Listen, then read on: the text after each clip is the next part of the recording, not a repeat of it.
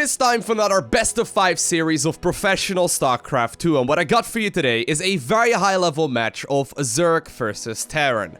Spawning here in game number 1 on Ascension to IR LE in the bottom right hand corner of the map, and playing with the red Zerg drones, we have none other than the current World Champion of StarCraft 2, and he goes by the nickname of Rogue.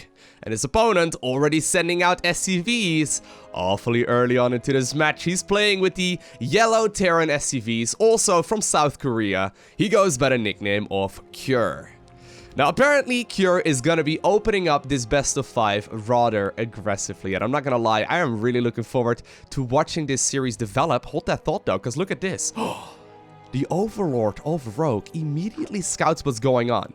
I don't actually know if that barracks was capable of scouting that Overlord right there as well, but immediately at this point in the game, Rogue figures out that he's gonna go up against a little bit of barracks aggression from his opponent, and instead of going for the hatchery on the low ground, he's instead decided to go for that spawning pool inside of the main base here first. Looks like he still may actually be following it up with a quick hatchery on the low ground here nonetheless, but so far, good opener here by Rogue, figures out what's going on, and even though this Overlord was, you know, flying in a pretty safe position to figure what's up, apparently Cure was feeling confident enough to open up this aggressively and see if he can potentially test the waters. Of course, playing a best of 5 series, it forces you to go for a variety of strategies, and I have to hand it to Cure right here, playing it really smartly so far, but I think that this is just simply gonna get shut down, right? I mean, it looks like Cure is gonna follow it up with a bunker right now. Only just now do we see the gas being mined here for the Terran player, so no real potential for a Reaper follow-up just yet. Cure is indeed gonna be forced to set up a second bunker here as well, but more drones were indeed pulled off the line as well. Getting us around on an SCV, gets shut down absolutely brilliantly. Great Warcraft 3 micro right there by Rogue, showing us who's boss, and I think that he may have just shut this down before it really even did anything. Yeah, I think that Cure is just gonna be forced back home. Look at that. I almost forgot to cast there for just a little bit. Look at that. That is probably the best defense of a Zerg versus Terran 2 Rex rush from the Zerg's player's point of view that I've ever seen. He didn't even get a gas. He didn't really like queue up that many queens either. Didn't even go for that many Zerglings. He's already droning again. That is so sick. Beautiful play there by Rogue in game 1, and I think he may very well be trying to catch these these Marines that are currently retreating once again as well, just to see if he can potentially deal a little bit of damage to them, potentially cut off their retreat path. Cute little play here by Rogue. Now, of course, Rogue in the second half of 2017 has had a, a pretty good, end of the year, not gonna lie. Of course, like I mentioned, he ended up winning BlizzCon, and thus he became the World Champion of StarCraft 2. He's an absolute monster, easily one of the very best players on the planet, and I have been really impressed with the way that he's approaching StarCraft 2 lately. I found him to not really take any kind of damage in the earlier part of the game, almost 90% of the time. He manages to pull off defenses with minimal units, and he just simply gets so many drones as a follow-up, and it's so scary to play against if you are, either a Terran or a Protoss, or I guess a Zerg for that matter as well. He just simply gets a ton of economy. Now, Cure definitely not a weak player either. Cure actually had several high-ending finishes in the GSO code as the highest level of tournament in StarCraft 2. I believe he managed to make it to the semi-finals twice in the past. Although he's never quite won like a premier tournament, Cure is always a force to be reckoned with, as he is definitely capable of taking out the best players on the planet. Now, I'm personally really excited for watching this series, because obviously we had a new multiplayer patch recently in StarCraft 2.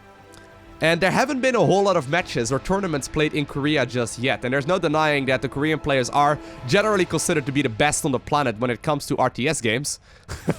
Obviously, there are definitely non-Korean players right now also definitely putting up some resistance to that claim. But regardless, there's no denying that Koreans are very good at StarCraft.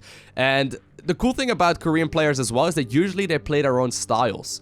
So what we see in this series may very well turn out to be the standard over the next couple of months. And like I said, I haven't seen, for example, a whole lot of Rogues play recently after BlizzCon wrapped up. Usually the end of the year until 2018 or the next year will begin. It's a little bit slow as far as StarCraft 2 tournaments go. A lot of qualifiers and whatnot, but some of those don't get broadcasted. So it's going to be exciting to see where the meta will go over the next couple of months. Now, even though Rogue obviously got shut down here in the earlier part of the game, he followed it up very smartly with a quick third command center. I like that decision a lot. Of course, dropping 3 mules at once will make this significantly easier for him to catch up in when it comes to the economy count. Third hatchery now coming in, as well as that Liberator here in the main base of Rogue. Rogue completely scouted that though, and I don't think he's gonna take any kind of critical damage here whatsoever. Look at that. Queen's immediately in position to ward away the Liberator, and this is what Rogue does best. Usually when he takes damage, he's gonna end up losing that game, but he usually doesn't take any damage. That's kind of his strength. He's very good at not taking critical losses in the earlier part of the game, while holding on with the bare minimum of units.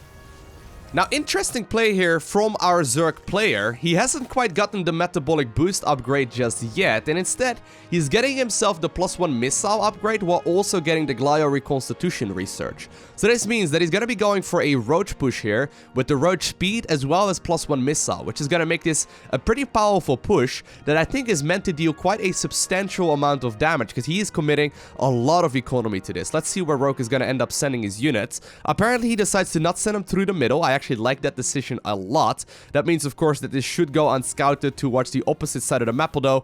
Actually, hold that thought. Look at this. Liberator may just accidentally stumble across... Oh my god, that's actually so unfortunate here for Rogue. The Liberator just happened to stumble across a couple of slow roaches trying to make their way across, and this immediately triggers the Terran player here on the other side of the map to queue up the siege tank, go for some more medevacs, and continue building up the defensive structures. A bunker going down right now as well, and while a Hellion is getting into the main right now, and once again that Liberator is deflected, Cure should be able to hold on right here at this point in the game, because the roaches indeed do take quite some time before they manage to move across the map. And the third command center, I mean, it's landed right now. Cure is going to try and see if he can catch up in economy. Here we go though, Stimpack being activated. Siege tank is out right now as well, purposefully not sieging that one up just yet, but with the boys pulled off the line as well, the SCVs helping out in this engagement. I think that Rogue will indeed be forced to get on out of there, and he's already following this up with drones again for just a little while longer. We now see that combat shield research coming in here for the Terran player, going for a really greedy follow-up. I like this a lot. Secure went for the barracks rush, figured out that he didn't really do any damage, or he didn't really deal any damage whatsoever to his opponent, so he followed it up, right, with 3 command centers and double upgrades. Probably one of the greediest ways you can play, but if your opponent is playing like Rogue, and of course Cure knows how Rogue likes to respond to these kind of scenarios, you may actually assume that your opponent, the Zerg player, is not going to go for any gases early on, and therefore, of course, he's going to be in a wonderful position just playing this super greedy. And while Rogue tried dealing a little bit of damage there, he's going to be forced to play the macro game right here, right now as well. Infestors will be coming out right here as well. Interestingly enough, actually, this is something that I mean, right? We'll actually talk about that in just a little bit, because apparently the drop is now coming in. It's going to start dealing a little bit of damage, although I think that Zerg will be able to deflect this. But this is what I mean. Like, Rogue is currently going for the Tunneling Claws, the Burrow upgrade, as well as Infestors, while going melee upgrades. This is kind of odd. This is not something we see non-Korean Zerg players do. I wonder if this might become the standard, or if Rogue is just simply forced in this position because of the earlier part of this match. But it certainly is interesting to see, you know, how the Korean players will follow this up as well. And I gotta say, I love the way that Cure is following this up right now too, going immediately into the 2-2 upgrades, focusing on a heavy bio-based army here, and he's now gonna go for a double drop, scouting out if there's a fort base down, figures out that that is not going to be the case, instead scans to clean up all of the creep, and while he's desperately now also trying to kill the base here near the northern end of the map, Cure did not quite manage to do that, but he's slowing down the Zerg player, and he's making the Zerg here play at the pace of the Terran, and this is exactly what Cure wants to do. This is exactly what he tries to do right now at this point. Look at this. Beautiful play once again, barely manages to get out of there, and he's just simply going to continue dropping back and forth if he's not careful. Now, indeed, the single spore there is going to be a little bit tricky, and Cure decides to get it out of there, but killing the creep there is a massive advantage. Look at all of that creep. Absolutely denied. Looks like we may very well be seeing a little bit of like Zergling, Baneling, Roach, Ravager, Infestor, you know, fungal growth kind of composition here from the Zerg. Ultralisk Cavern now coming in as well, and there is another drop now also pushing here towards the northern end of the map. Of course, recently we did see a nerf to fungal growth. Now infestors are no longer allowed to cast the ability from Burrowed. I've actually purposely and personally not really been going for any infestor play anymore since. I found them to be really tricky to pull off, but maybe this means that Rogue just simply wants to create a couple of them so he can, you know, put his units in place and hopefully root his opponent's army as well. Here we go, there's a ton of Terran now available, and these siege tanks can deal a lot of damage. Essentially, all of the units here from the Zerg are vulnerable to siege tanks, although corrosive biles, of course, can change the outcome of a game very rapidly.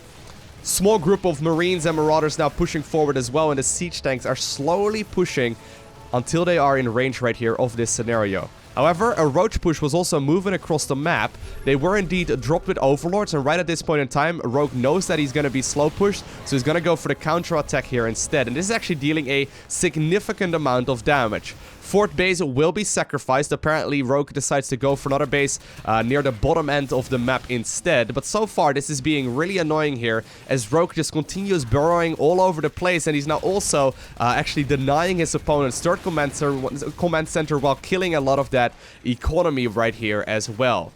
Terran's army still caught near the northern end of the map. He's gonna try and slow push towards that third right now. Although, of course, this does mean that Rogue has a lot of time to catch up in the amount of economy that he needs here. And he's also gonna be able to just simply get a lot higher tech of an army out with 4 Ultralisks now on that production tab. +3/+3 upgrades are now coming in as well. But look at this. Rogue is just gonna continue the harassment here. And apparently he's okay, right? Apparently he's okay with Cure going for this slow push. He looks at it and he's like, okay, if you're gonna take like 2 minutes to try and push towards my third base, I will use those 2 minutes to build up a stronger army and harass you in the meantime on the other side of the map.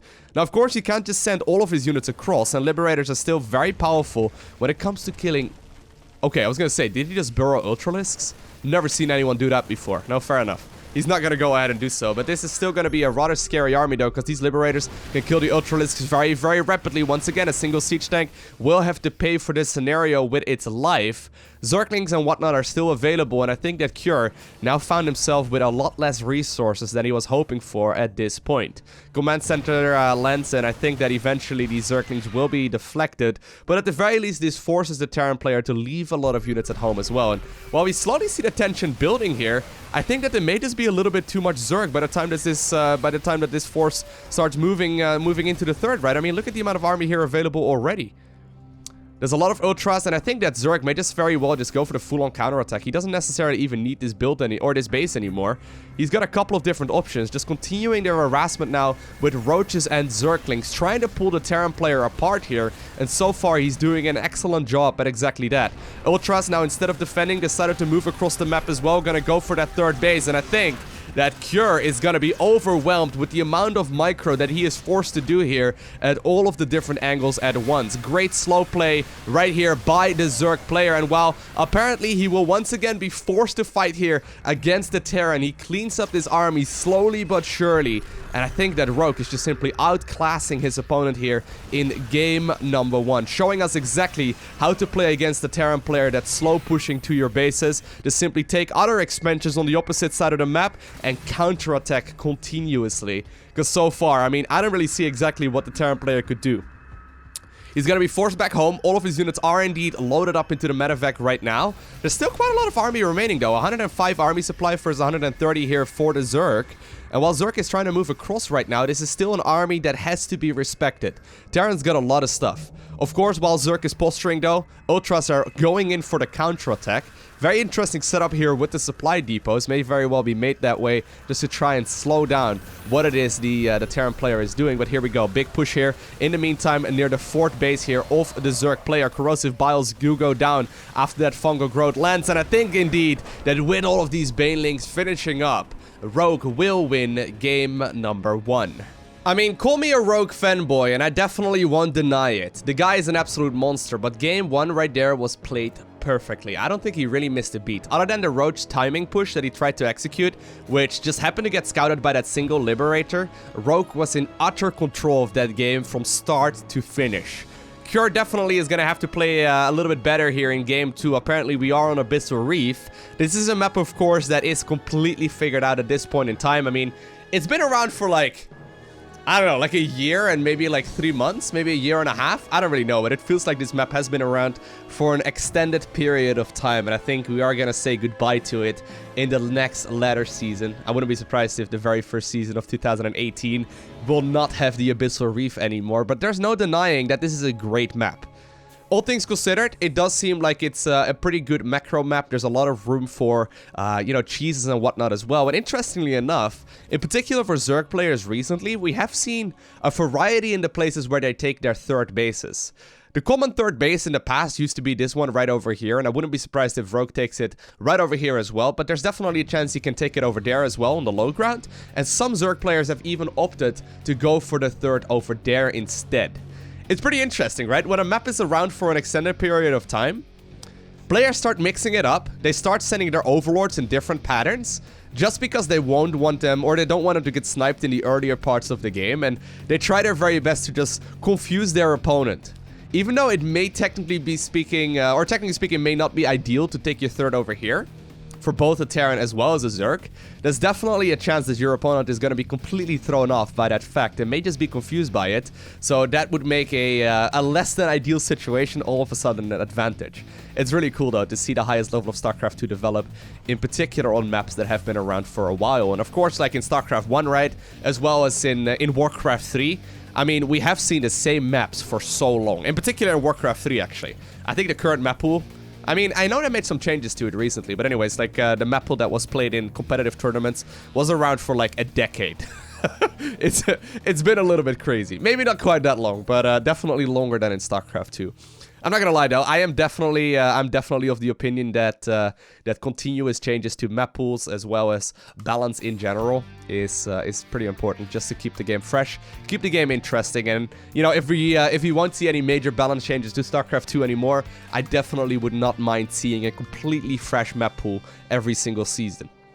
Kinda depends on how much you play though. I guess if you only play every once in a while, it may be tricky to justify continuously seeing all of the map changes, but I do think it's good for the freshness of the game to continuously, you know, get new maps into the pools as well, just so players are forced to adjust their strategies as well. And this is actually true as well with StarCraft 1. In StarCraft 1, a lot of the tournaments would continuously change up their map pools and actually decide balance off of those maps as well. So for example, certain maps were purposefully made with Protoss, you know, favored in mind. Just because, you know, they were struggling on some of the other maps, so we needed the Protoss favored map instead, just to try and make it a little bit more interesting. Obviously, you don't want any, you know, heavily lopsided maps, but it's pretty cool to see the balance being decided by maps as well as just simply changing building timings as well as units and whatnot.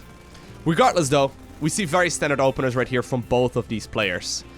Quick Tech Lab follow-up right now from Cure. He may very well decide to switch that out with the starport here shortly, now that the very first medevac will come out. Interestingly enough, Cure is going to go for a Cyclone play. Wouldn't be surprised if he's going to make the switch around here. There we go.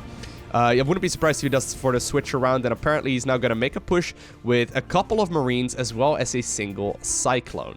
This is definitely something that's just meant to keep the Zerg player on its toes. We now see the Roach Warren coming in here as well for Rogue.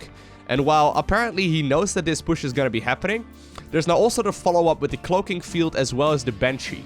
So indeed, Cure is going to be playing a rather aggressive push here in the earlier part of this match. And this actually may very well be something that Rogue is not all too comfortable with. Currently, he's got mostly Zerglings and just a handful of Queens. Not even that many Queens either. Decides to not actually pull the one in the main base as well at this point in the game. And while he's currently producing 22 Zerglings, this may actually still be something hard to deflect, because of course these Hellions can connect with all of these Zerglings with absolute ease.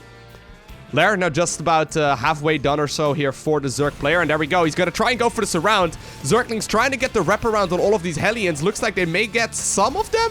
Queens tried to target fire down on all of those medevacs too, but I think that while the Marines ended up falling, the majority of units should be able to get on out of there as the medevac lifts up the last of them. And while Rogue manages to hold on there, he still ended up not making drones there for an extended period of time. And this was really just a little bit of a push here meant by the Terran player to sort of like contain the Zerg from getting completely out of control. Banshee now arrived on the other side of the map already. Rogue completely over this one as well, though. Look at that.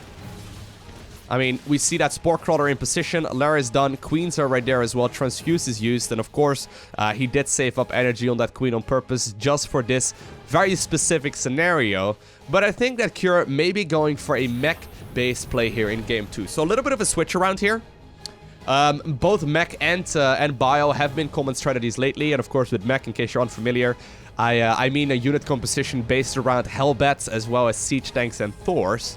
It's a very powerful build that usually in the past was played very passively, but recently with the changes to the multiplayer of StarCraft 2, we've seen a lot more hyper-aggressive pushes with continuous Cyclones, Hellions, Thor drops even, while the Terran player eventually transitions towards a unit composition that's really difficult for the Zerg player here to counter. Rogue knows exactly what's going on right now, though, going for the missile as well as the Carapace upgrades.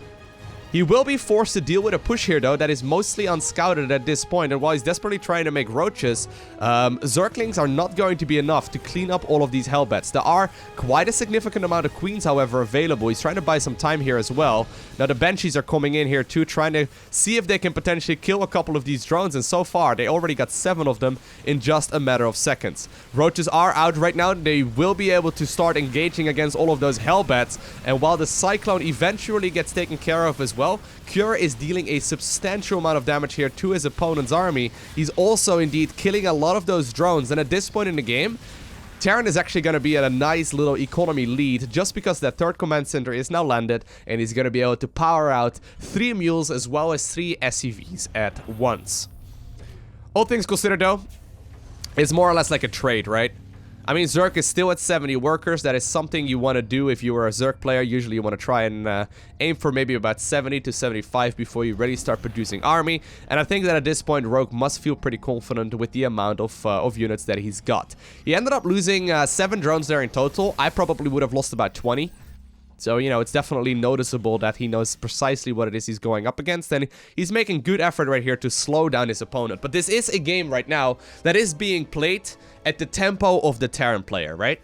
Cure knows what he's going up against. Cure gets to decide where this game is going to be taken from here on out. And apparently, while we do see a lot of Swarm House coming in right now for Rogue, and we'll talk about that in just a little bit, Cure is going to be the one that decides where this game will go right now. He could go for a push. He could just simply play, you know, a macro-focused follow-up. He could go for the 4th command center and just call it a day that way.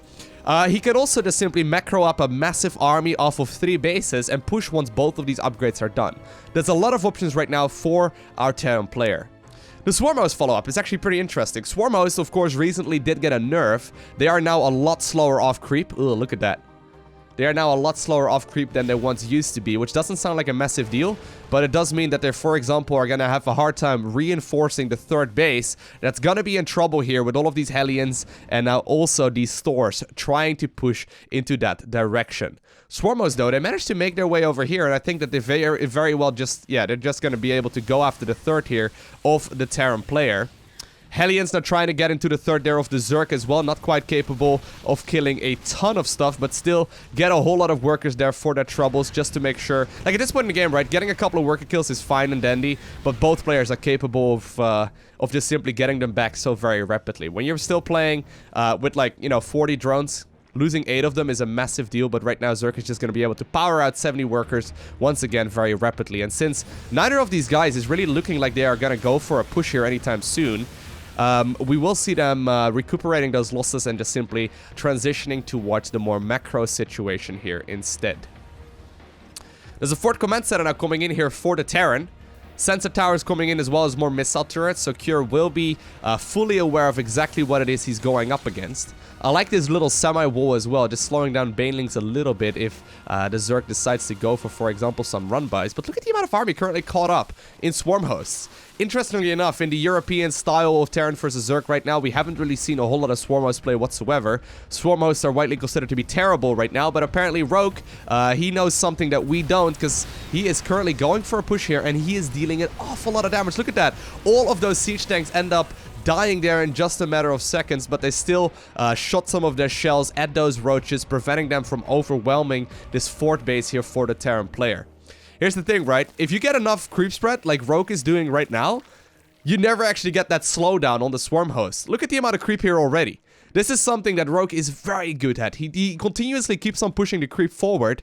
And I guess that if you manage to get enough creep spread, right? Look at that. He's still got queens dedicated to that cause right now, 10 minutes into the game, still putting down more and more tumors. He's just going to be capable of moving his swarm hosts around very, very rapidly. Definitely showing that it is viable to play swarm hosts at this point in the game, as long as your control is going to be on point and your macro is going to be suitable to pull this off as well.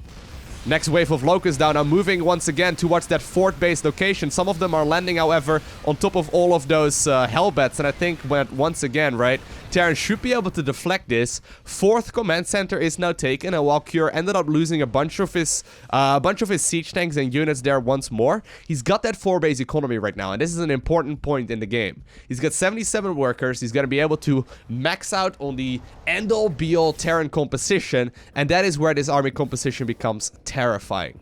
More and more upgrades now coming in as well here for the Terran player in red. Zerg is desperately trying to do a little bit of damage here and there, but I don't think this is really going to do very much. Look at the defensive play here by Cure. Playing a very active earlier part of this game, trying his very best to keep the Zerg player on his toes, but eventually he just simply transitioned towards a fully macro-focused style. Swarmos, though, still throwing their Locust forward. Zerg is now trying to engage at several different angles at once, and while I think that this base will live here for the time being, once again, a couple of units do get... Oh my god, that was great micro there. I was gonna say, I think a couple of units will end up dying there, but the Thor was picked up just in the nick of time by that medevac, preventing those swarm hosts from killing any of the big killing machines here for Terran. And look at them. Already 18 and 17 kills here respectively. I like this decision, though, by Rogue. He's going to continue piling on the aggression, but he's slowly replacing that roach-based army into units that are a lot more late-game focused, like, for example, Vipers here. He's also going for a bunch of Zerglings for potential run-bys and scouts and whatnot. But look at the creep spread, though. It's getting a little bit of out of hand, right? I mean, if Terran wants to make a move across the map, they are going to be met with a lot of resistance. Swarmhost, once again, though, throwing forward their Locust. Apparently, Rogue was getting a little bit greedy there, though, target firing down all of the Thors instead. And, of course, Blue Flame, Hellions, and Hellbats are very good at cleaning up the Locust in just a matter of seconds. But I wonder exactly what Cure's plan is, right? He's getting to the point where he's maxed out, and here we go. He's gonna try and transition towards a lot of starports here instead. This could mean that he's gonna be going for a heavy Liberator play. He could also be making the switch towards Vikings if his opponent decides to go for a bunch of Brute Lords, and this is something that we might see. Or if he really feels ballsy, he might potentially even go for Battle Cruisers, which, if you've got enough economy, and right now he's securing that 5th base, if you've got enough economy, Battle Cruisers can actually be really good. It's one of those units that is not figured out properly just yet, as they are really powerful if you manage to get to that point in the game. But I think that we may very well be seeing a bit of a push here, though, from our Terran player. He's got near maxed out amount of supply, leaving a couple of his units at home as well, just to make sure that he is gonna be capable of defending all of these run-bys. And even though there's a lot of creep right now, right? Terran Mech doesn't need to take care of all of the creep. Instead, he can just create himself one pathway to move across with. It's gonna be a very slow push, right? And we saw exactly what Rogue did in game 1 when he's going up against a slow push. At this point, though, he's got a lot of army supply caught up in a lot of these swarm hosts. They are 3 supply each. They are very supply heavy, making them not nearly as strong as they may seem right now, because this maxed out Zerg army doesn't seem that menacing at all. Swarmos, though, will once again have their Locust off cooldown, immediately using that ability here, knowing that the more waves of Locust that he can fly forward, the better this is going to be for him. I think these siege tanks indeed will end up dying in just a matter of seconds, and that was a beautiful push there by the Zerg player, buying time here and killing a ton of those siege tanks in the back line. A lot of Terran supply there ended up falling in just a matter of seconds, but yeah, look at this. Apparently, Cure is not quite gonna be pushing back just yet, and this forces Zerg to just simply take his drones and start mining elsewhere. 40 Zerglings now coming in here too. Interestingly enough, if you take the Hellbats out of this equation, every single other unit here will die to Zerglings. Well, technically the Vikings wouldn't. Plus, they're going to be great at counterattacking right now as well, and apparently that's exactly what the Zerg player has got in store for us here today. These are, I think it's about 40 or so Zerglings. They're going to be able to make short work of all of those units here.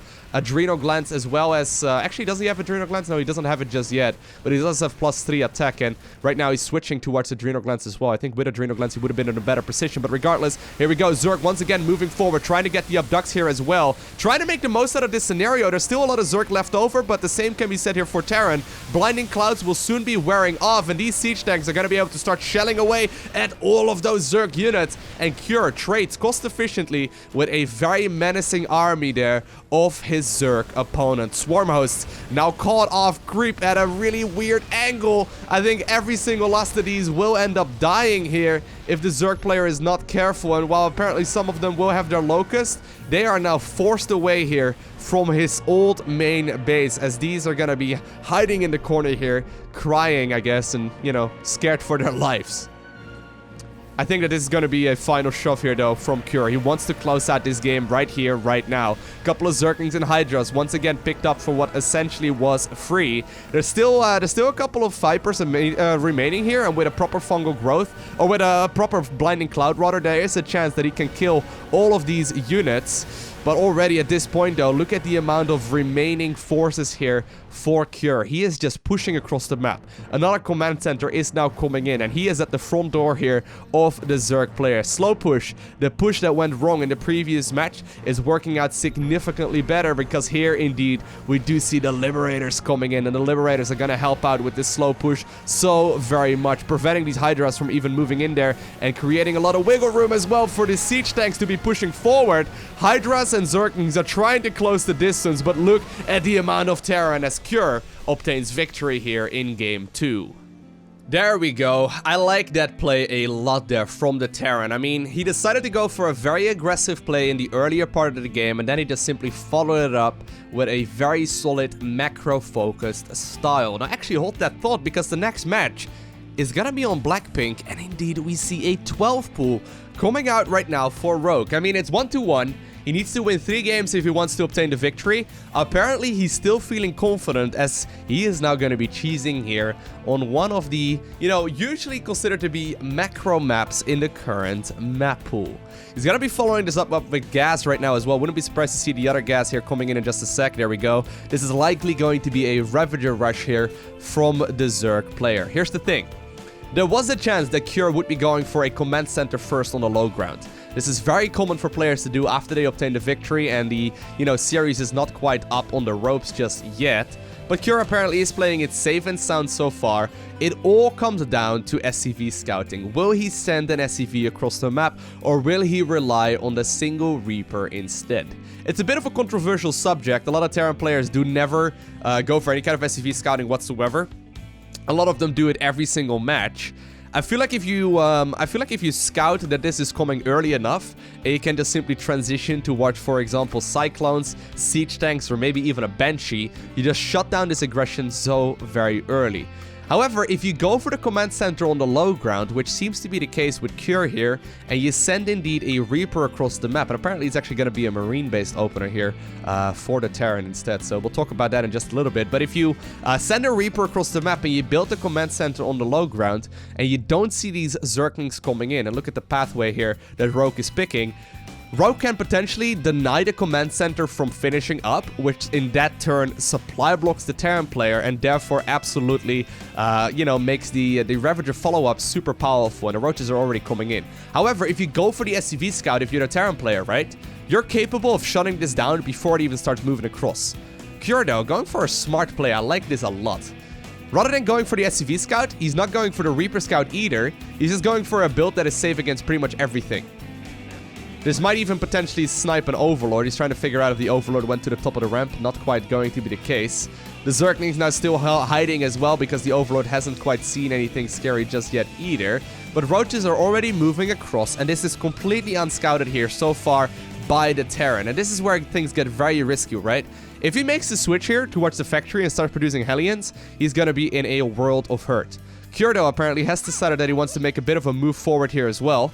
There we go. He will be met now with these Ravagers, and these Marines end up dying in just a matter of seconds. Command center there on the low ground does end up finishing. Overlord is now also moving forward to get that high ground vision, but I don't think that Cure is in necessarily a terrible position. He's gonna try and hold on here to this aggression from his Zerg opponent. It's just a matter of time, right? Once 2 mules start landing at once, you can start dealing a massive amount of damage.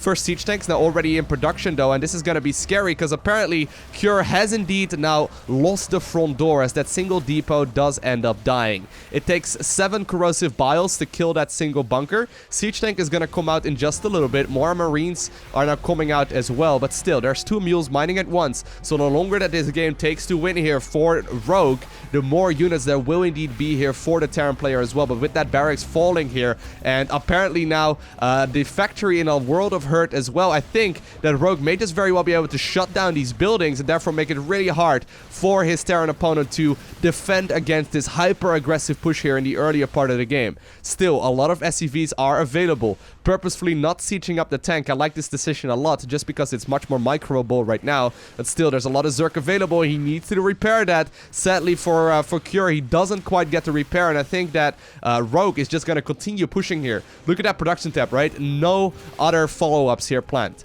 Rogue wants to close out this game right here, right now, and that is his plan. He's got no real potential follow-ups planned at this point in the game.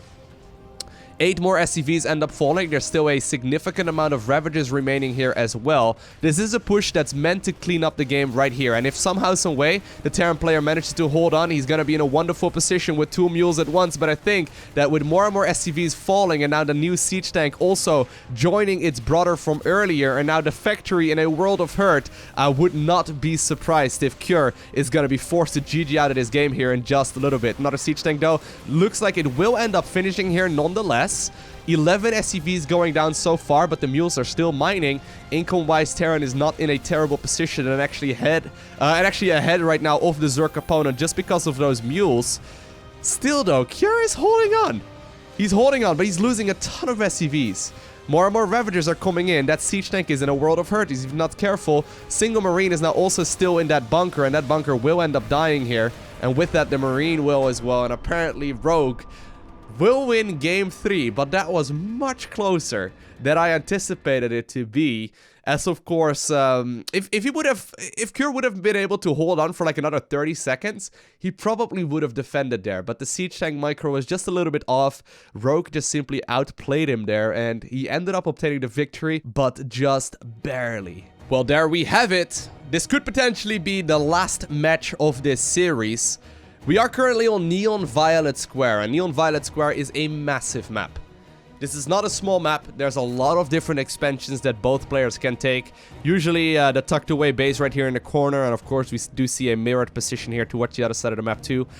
Usually those bases are not going to be taken until quite a bit later, as they simply just have a handful of mineral patches, but there are so many different expendable locations on a map like this. But interestingly enough, right, because of the pathing blockers that are here in the center of the map, the rush distance in between the naturals is not actually that long. Players can move from natural to natural with small units like Marines and Zerglings very, very rapidly. We'll see if that comes into play though, because both of the players are indeed opening up pretty safely here at this point. Rogue just simply gonna go for that extractor inside of the main first, and now follows it up with a spawning pool as well. Obviously, Rogue does have a little bit of wiggle room if he wants to go for a cheese. This is definitely a map where he can go ahead and pull that off on as well. I mean, currently he is at match point. He's 2-1 ahead in the series. He needs to win 1 more. Even if he were to lose this game to a bit of a, a failed cheese, for example, he would still be more than alright. But I think that he's just going to be playing his good old straightforward macro-based style. So far though, in the one game that we did see go to the very later stages of the matchup, Cure seemed to be in solid control of the game. So I don't know exactly what Rogue has got in store for us here, right? Does he want to play that super late game once again? He is considered to be the best late game player on the planet, but it seemed like the Swarm Host play just simply did not quite pay off there. And, Cure was capable of securing the 4 bases quite conveniently. And then, of course, on Abyssal Reef, Cure just pushed across the map once he maxed out. Took it very slowly, by the way. I'm rather impressed there with Cure still, with the amount of patience there. I mean, from him leaving the 4th base to killing the natural, I think like, I don't know, 5, 6, 7 minutes went by. It was a very, very slow push. It's the correct way to play, but it's very risky as well when the Zerg is continuously throwing so many counterattacks at your other bases as well. Rogue though decides to pull 2 drones out of gas. I wonder if that means that he's going to be going for the Pneumatized Carapace upgrade here, the Overlord speed in just a little bit. Link speed will indeed be underway right now, and Rogue does have several different options here at his disposal. Command Center once again going down here at the low ground. No real switch up in builds here so far by Cure. But notice, by the way, that he did go for the SCV Scout just to confirm that it wasn't going to be a hyper-aggressive push here in the 4th game of this series either. Because that would be the worst way to go out, right? To lose to the 12 pool Ravager play 2 games in a row. It probably would be the worst the worst way to go out in one of those series. So Cure indeed playing a little bit safer here, going for the SCV Scout, just simply not taking any risks. And right now, apparently, he's feeling confident enough as well to make the switch on the factory and start producing 2 Hellions at once. Look at this. Cure is going for a Reaper right now. I love it. This is something we haven't really seen a whole lot. I think this Reaper is going to be primarily there to join up with the Hellions and do a little bit of scouting. It's a pretty cool setup though, because he will be able to confirm this 3rd base rather early on into this match. Apparently though, Rogue has seen something here that makes him not go for the 3rd just yet. He actually pulled that drone back. Interestingly enough, I don't really know exactly what his plan is. He may very well be going for the tucked away base here in the corner. I don't know exactly what gave that away though. I just saw a couple of Marines moving across. I wonder. Yeah, he's just gonna go for the base over there instead. Very interesting. I don't feel like he scouted anything in particular that was super terrifying, although he may just have realized that the 2 Marines are gonna join in the Hellions, and then, you know, maybe more and more Hellions, potentially a Banshee or a Liberator would join in as well. It might have been a difficult hold to take this third instead, so apparently he's playing it a little bit safe, banking on some of the creep spread here instead, to just simply hold on to whatever it is the Terran player is gonna try and throw at him. Overlord speed did just finish up. So Cure indeed will get all of his buildings scouted. Command Center, of course, already finished right there on the low ground. No 3rd to be seen just yet. Although, of course, going for the Banshee play, or potentially even a Viking here as well. But no, we do see that Banshee immediately. Going for the Banshee, the Liberator follow-up more than likely is very good right now when it comes to the Terran versus Zerg matchup. And this will allow Zerg to, you know, to obviously, like, Zerg is forced to respond. That's kind of like the entire idea of the early game. While Terran is trying to do critical damage, they will accept the fact that more often than not, it's not really going to happen. So a lot of these buildings and a lot of these timings and whatnot that Terran is trying to hit is more or less just designed to keep the Zerg on its toes. Because look, we see that Liberator follow-up right now. Did he even actually... No, he decided to actually cancel the Banshee as well as the Cloaking Field right there. And this is what I mean, right? Just simply seeing the Cloaking Field there, if you are the Zerg... Just simply seeing this this green light there in the tech lab, we're already forced the Spore Crawlers. So the damage right there with the Banshee was already done, even though he didn't even make a Banshee. He queued it up for a little bit, and if it wouldn't have gotten scouted, he would have sent it across the map. But it's this funny meta game where both players are continuously trying to test the waters, and all of a sudden, there is not even any kind of Banshee, but instead there's going to be a Liberator follow-up. This is certainly looking, though, like it's going to set up here for a macro-based play. Rogue not going to go for a heavy roach play just yet. He's got only a couple of them. No Hydralisk follow-up here either. Instead, he's going to go into the Spire. Mutalisks are a bit of a tricky unit right now, I would say. Terran players have gotten really good at the Thor play. I wouldn't be surprised to see that in just a little bit, because we do indeed see the switch over here with the starport and potentially the reactor here in just a little bit. This is a very scary situation to deal with, because of course you can just simply load the Thors into medevacs, shoot a volley of rounds there at the Mutalisk, and then, you know, just simply pick up the Thors once again, boost forward in the medevac, and then continue sniping those volleys. And since it only takes 4 of them to actually, or 4 rounds here to kill them, obviously the Mutas can easily be shut down if your micro is on point. Speaking of micro that's on point though, Rogue not really losing a whole lot here to these initial Hellions just yet. They are now transformed into Hellbats, and while 5 drones end up dying there, that is more than enough to justify for the Zerg player, because he killed so much more there than his opponent. Now, I don't know if I like this base. Right? Look, there's 4 mineral patches. This is nothing, right? He's got 16 drones on minerals on a base that can only really take 8. He's gonna go for a follow-up here on the low ground expansion as well, but I wonder why exactly Rogue didn't decide to go for the one over here. It feels like it was maybe a bit of a mistake. Maybe he saw something that we didn't, and he was just simply assuming that it was gonna be a really aggressive push here from the Terran. But economy-wise, right, while it is 65 Harvesters right now versus 57, Terran is gonna be in a really nice advantage. In particular now that the Mutas start moving across the map as well. There are Thors out already. Thors are going to be able to deal those volleys very, very easily. Couple of mutas now. Actually, it's literally a couple. Just 2 mutas here are moving into the main, and this may very well be a similar idea, right, as the cloaking field upgrade for the Banshees. I mean, just simply scouting that there is the potential for Mutalisks already forced so many missile turrets. So you see this funny back and forth, but both players are, you know, trying to outsmart each other, I suppose. One of the reasons that we have seen players occasionally go for the muta play is just to force a lot of Thors out of their opponent, and then if you make the switch towards roaches, oftentimes there's not going to be enough siege tanks to hold on the ground. It's a funny little back and forth that players do play, but it's going to be interesting to see where mech goes though over the next year or two, just because, I mean, mech has been developing a lot, right? When it comes to the first signs of mech, when we first saw that back in Wings of Liberty, Zerg players would just simply have to deal with a maxed out Terran army, and that was kind of what Terran did. They kind of just sat there for 20 minutes, maxed out on a really powerful force, and eventually tried to overpower them. Since then, of course, we have seen a lot of Heli and Hellbat play, we have seen a lot of Cyclone follow-ups, we have seen a lot of Thor drop shenanigans, a lot of aggressive timing pushes as well with single armory play. It's rather interesting to see exactly what happens in this matchup as well. Now, we do see double armory play here from Cure, and this is actually something that a lot of Korean players don't necessarily favor. A lot of Korean players are indeed going for the single armory, where they try to do an aggressive timing push, but this is something that we see a lot more often than not in, for example, the European Terran versus Zerg matchup, where Terrans decide to go for the double armory, go for that big maxed out army still, and just simply continue dealing the damage that way, and go for a really powerful timing when they do eventually max out. Now, more and more drones are actually falling though. I mean, look at the little bits of harassment, right? Cure is going to try and replace all of these mineral-based units with as many of the gas-based ones as he possibly can. Nice play there by him, and he still gets a lot of value here. Look at that. 8 workers, 9 workers there in total before these roaches get shut down, and the last one apparently just barely lived there. Still, though, that doesn't mean that he's going to be at the economy lead, and once again, Zerg will be forced to replace a lot of those drones that he previously lost, and this is at a moment where he was trying to build a lot of army. 4 Vipers now coming in as well. Vipers, of course, are going to be very good at cleaning up a lot of these units. Roach Ravager Viper, one of the classic unit compositions for the Terran versus Zerg matchup. But look at this setup already, though. How are you going to try and break this? Right? And I have to say, I love the addition of supply depots right here. SimCity is something we haven't really seen a whole lot of in the Terran versus Zerg matchup, but look at this.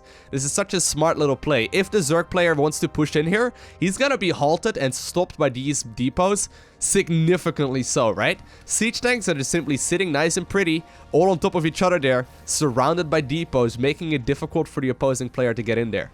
And oftentimes it's the difference between losing or winning a game. You know, just by seeing a couple of these tanks taking an additional shell to their opposing army. Great Aspire now also coming in though, and Rogue with a very quick hive is going to be able to get all of these hive units up very early as well. He's already building up to 80-ish workers. That does mean that he's got an army that he can easily replace. While it's mostly focused around roaches and hydras right now, I think he wants to replace it with corruptors, vipers, and potentially brute lords here in just a little bit as well. But here we go. Cure is currently maxed out. He's got double upgrades. He's just about to finish up +2 armor as well. This is a very strong army here for our Terran player, and this is a push that we saw him make previously as well, right? It's actually quite a bit earlier this time around. Once again, cleaning up that single pathway here towards the other side of the map. There are Vipers, however, now available. Parasitic bombs going down as well, and they are going to be able to deal a lot of damage here to these Vikings. They're actually going to land just to try and prevent this from dealing any kind of critical damage to them. But this does open up the opportunity for the Hydras and the Roaches to pick up a couple of these units here in the back. Beautiful little play there by Rogue. He is still very far behind, though, when it comes to the supply counts. And I think that, indeed, this gold base as well as the newly acquired hatchery are going to be crucial in just a little bit. Because look at the amount of siege tanks here up on that high ground. Brute Lords are now morphing in. A single one already finished up. That Evo Chamber actually turned out to be gold as well, because it slowed down that Terran army from advancing for just a little while longer. But with the Brute Lords now available and the, indeed, Vipers yanking units towards the low ground, I think that Zerg is going to be able to hold on to this situation. Great control here, actually, by the Zerg player, knowing exactly what it is he needs to do. He's going to be able to deflect this push absolutely brilliantly, slow pushing his way towards his opponent's army right now with all of these Brutes. And what exactly are you going to do against Brute Lords at this point? Siege tanks, however, do get loaded up, but apparently, while the Medivacs were yanked backwards for just a little bit. A lot of the units will be able to get on out of there. But is this an army that Rogue can easily push across the map with right now and win the game with as well? Like, look at it, right? There's 8 Vikings coming down at every single moment that this game goes by. I actually really like this play from Cure, right? So as soon as he gets maxed out, he adds on 3 additional starports and he puts reactors on them. He can go for tech labs if he's, or he can be going for liberators if he's going up against a lot of Ultralisks, for example. If, however, he is forced to deal with a lot of Brute Lords, he can start producing 8 Vikings at once. And Vikings are incredibly efficient when it comes to killing these brutes. And the fact of the matter is, of course, that Brute Lords are very slow at moving across the map. They're gonna take quite a little bit of time to try and make their way across. And of course, by the time Zerg arrives there, there's already gonna be like 12 Vikings out, ready to greet all of the Brute Lords. We are at a point right now, though, where we are getting to an ultra late game kind of scenario. I mean, both players have got a substantial amount of economy. Neither really, you know, is having an army here that I would say is just outclassing the opponents. Although, if I'm gonna have to give the advantage to any of the players right now, I would have to give it to the Terran, right? I mean, siege tanks and Vikings. It's very scary. I think the Vipers are gonna be crucial here. Look at them. Already trying to get into position as well. I think it's going to be very important here for the Zerg to land either the perfect or like the perfect blinding clouds or even the parasitic bombs or whatever. But here we go. Vikings are indeed now microed around just to prevent this parasitic bomb from dealing a critical amount of damage. Already though, the Brute Lords are killing so many of those units. I think that there is just a little bit too much Terra left over though. Look at it, right? Every single last of these Brute Lords will end up dying. And while Zerg cleans up the rest of the ground army as well, we are at a situation where I guess Zerg just barely came out ahead. Actually, that probably was an engagement that went quite heavily in favor there of the Zerg, but still. Neither player is capable of right now going for the counterattack. It's just that both players will now be forced to once again macro up a new army, right? And even though Zerg is usually the one that wants to give away a couple of those units, I think that Cure is going to be in a pretty solid position here nonetheless, as he has got a lot of economy, he's still mining, and he's going to be capable of producing a very powerful army. Right now going for a switch towards Liberators as well, look at that. Going for a single Liberator and a Viking out of each of these starports. This is not something we see very often. Usually it's just 2 Medivacs, just 2 Liberators, or just 2 Vikings. But obviously you can make several different units all at once here as well, if you so decide to choose. And apparently, we see Rogue now making a very similar army as well. He does have a lot of Hydras, so he's going to try and do a little bit of counter-attacking. This particular instance, though, no base taken here near the north, as Cure is going to be taking the expansions towards the southern end of the map instead. Both players are just about to finish up their ultimate late game upgrades as well. A lot of additional upgrades now coming in here for Cure as well as Rogue. He's now even getting the missile, or rather the flyer attack upgrades here for his air-based army. Base in the top right corner now also gets scouted, and we may actually be seeing like a bit of a split map scenario on Neon Violet Square. I have actually not seen a split map scenario on this map yet, where both players just simply take half of the bases on the map, and neither of them is really going to be able to make a bit of a move. This is the kind of game, though, that allowed Rogue to become the world champion. He's widely considered to be the best late game player on the planet. The guy is extremely good when it comes to decision making. His micro is extremely good as well. But Cure is definitely showing him that he's more than capable of playing that kind of style too. And even though the creep threat is once again getting out of hand, right? I mean, the creep is already advancing across the map. Cure is doing a great job at keeping the Terran or the Zerg player on his toes while transitioning towards a really air-based focused army. Look at this, right? There's a couple of siege tanks in there, but it's a lot of Vikings. Oh man, how many Vikings is that? 25. 25 Vikings.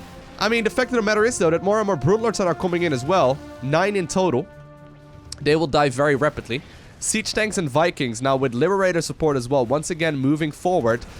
I think the Vipers, once again, are going to be critical here, though. Because while Zerg is trying to prevent this push from happening with a lot of these Spore Crawlers, and I actually do like that decision a lot, this allows the Vikings, of course, to not really take an easy engagement and makes it significantly harder to micro against Parasitic Bomb as well. This could still be a pretty interesting fight, though, back and forth. And a lot of Zerglings remaining, and Cure knows that right now. If there's no Zerglings out, the Siege Tanks are pretty safe to make a bit of a move like that. Now we even see the debris apparently coming in here as well. I think I've seen these debris knocked down about twice. out of every game that I've seen on this map. Usually it doesn't really come into play, but apparently Cure is now also getting to the point where he's going to be adding on more and more command centers. And you may be confused by this, because he's not going to be able to take bases with those. He's likely going to be morphing them into either planetaries or just more and more orbitals, and continue mining on mules instead. So if he can sacrifice part of his SCV count and replace them with more and more army units, of course that is a very, very promising situation to be in. Hydralisk, though, still very mobile, right? They're not quite as fast as Zerglings, but they're going to be able to push this army back. Look at this. Actually, the Hydras are dealing a lot of damage. They already got themselves a single command center. Second one now also going down. Not overextending, though, and instead just simply moving back upon realizing that the Terran army was trying to go for a backpedal as well.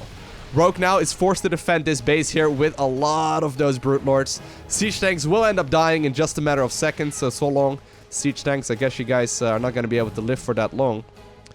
Still, though, this is just a little bit of a move, right? And apparently they're actually going to be able to get a base. But this is just a little bit of a move here to try and keep the Zerg player occupied. Right? If he's going to be capable of catching all of those Brute Lords with the Vikings, he's going to be in a great position. But once again, the Hydras move forward. They get themselves a command center. And apparently this allows Rogue to once again back up. Couple of siege tanks overextending. And this is what Rogue does. He gets a little bit of a lead here and there, while still continuously getting more and more bases and just simply expanding away from the opponent.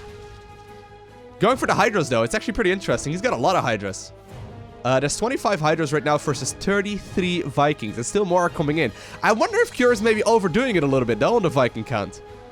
I mean, I understand the siege tanks should hypothetically clean everything up after the Brute Lords are gone and all of the air units of Zerg are dead, but it's just that one parasitic bomb, right? It deals 120 damage. Vikings have 125 life. So if you accidentally queue all of the Vikings up together, one parasitic bomb goes off, you may end up losing every single Viking. You know, I guess if you have to follow it up as well with a handful of Hydras, it's going to be pretty important there, but this is still an army that can die in just a matter of seconds. Look at, by the way, Rogue just being a bit of a pain here.